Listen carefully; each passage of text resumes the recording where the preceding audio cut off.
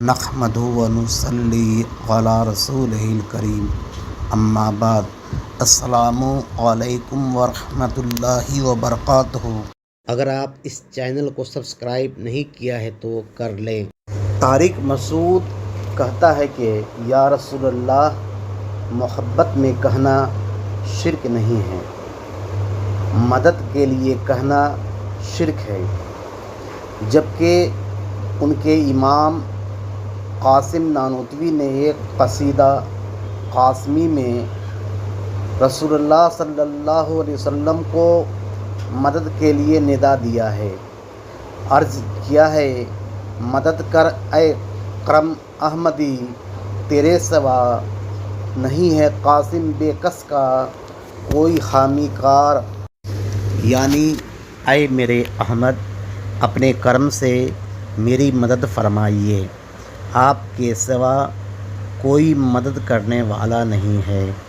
مگر دیوبندی اپنے امام کو مشرک نہیں کہتا ہے، جبکہ یہی عقیدہ کے ساتھ جب کوئی رسول اللہ صلی اللہ علیہ وسلم سے مدد مانگتا ہے تو وہ مشرک کہتا ہے۔ اس شعر میں رسول اللہ صلی اللہ علیہ وسلم کا کرم فرمانا ان کی مدد ہے، اور ان کے کرم سے اللہ کی رحمت کا نزول ہونا اللہ کی مدد ہے۔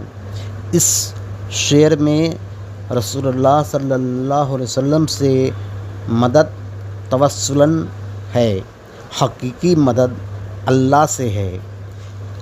اسی عقیدہ سے جب مسلمان رسول اللہ صلی اللہ علیہ وسلم سے مدد مانگتا ہے تو یہ امام الجہلا اور تمام وہابی مسلمانوں کو مشرک کہتا ہے۔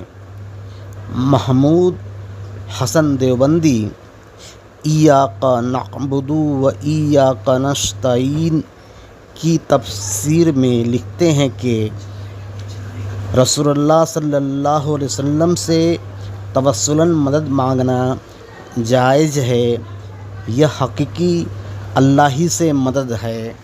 وآخر دعوانا الحمد للہ رب العالمین۔